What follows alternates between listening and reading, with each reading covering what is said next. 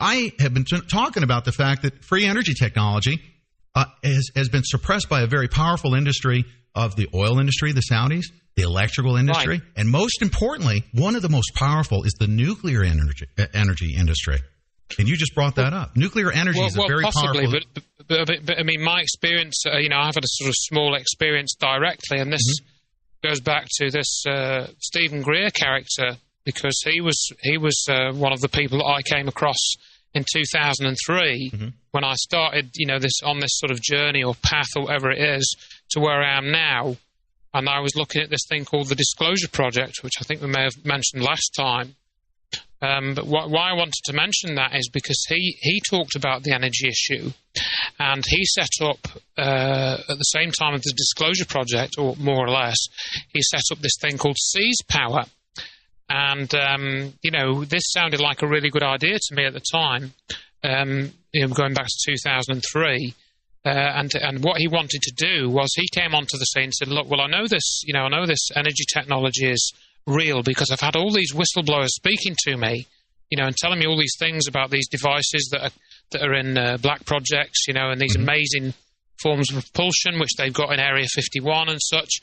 I'm paraphrasing here, I must say. But this was the sort of language he was using.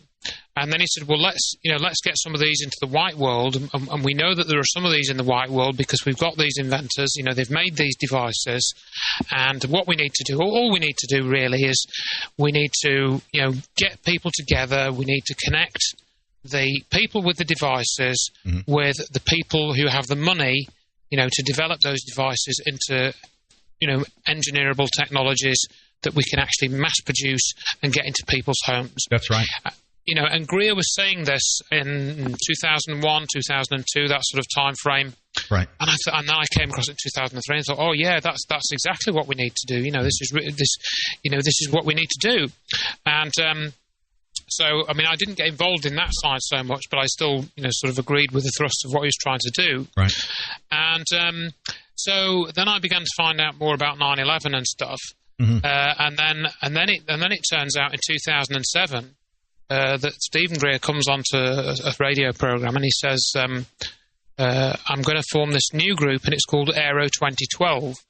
And Aero 2012 is a new initiative to, connect free energy device inventors and, these alternative forms of technology with investors. And then what we need to do is we need to connect these investors to the inventors, make sure the funding gets in place and we engineer these things and get them to the market. And this was in 2007. I thought, hang on a minute. I've heard this before from Greer. I think this is exactly the same as he was saying in 2001, 2002. And so what I did was I went to these two websites because he set up this new website. One was called aero2012.com and the other one was SEAS Power, as in, oceans like seas, power, .com. And I just, got these two websites up on the screen, and they were exactly the same. And so I thought, this is a bit strange. Right. And by this time, I'd also realised that he wouldn't talk about 9/11. He was still sort of going around suggesting that 9/11 was done by Al-Qaeda. He wasn't stating that explicitly, but one of his writings in a paper called Transformation of Risk talked about global terrorism. In this age of global terrorism, we need these energy resources, because we don't want to live under the control of oil companies and so on. And then, so looking at these websites, there was one big thing missing from the new websites, and the big thing missing was any results of the previous effort under Seize Power. There was no discussion of any projects. There was no discussion of what happened to Seize Power, where the money was spent, what was successful, what failed, what types of technologies were investigated. None of that information was there. In fact, all that we had was the 2007 website was an exact clone of the 2001 website, bar a colour change and a logo change. And Greer had donations. I'd sent him money. I'd sent him money for this disclosure project and stuff, to the tune of several $100s by then over 2 or 3 years. And nothing had changed. And he wasn't talking about 9/11. And then I found out later that one of the people that he was associated with is a chap called Tony Craddock. Now, Tony Craddock sells DVDs and some books, 1 or 2 books, pertaining to the research of Colonel Thomas E. Bearden. Mm-hmm.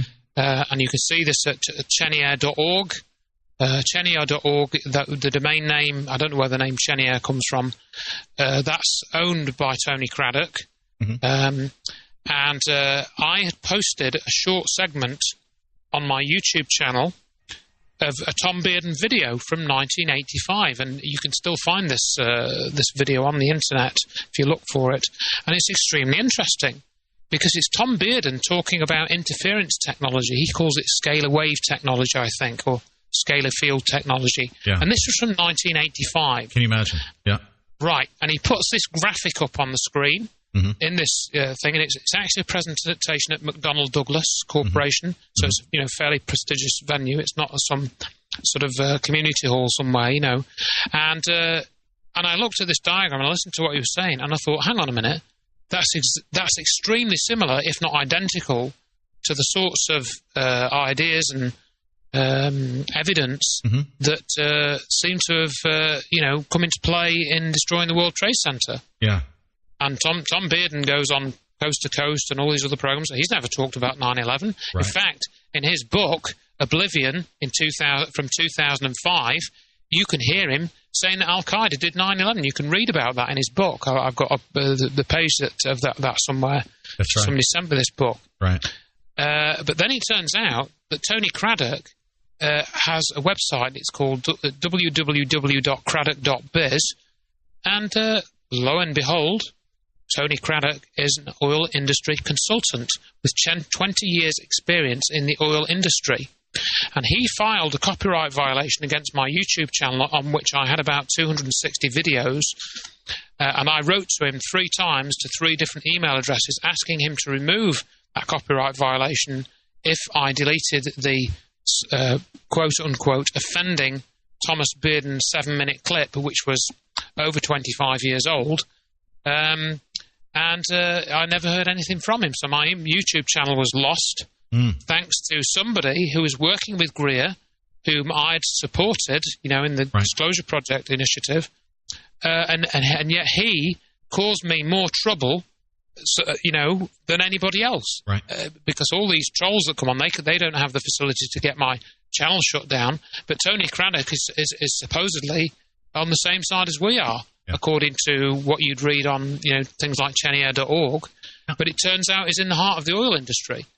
So I think when you start to unpick these things, you can begin to see how insidious this is. Not only a psychological operation, it's a network of people that are working in different ways. Perfect segue.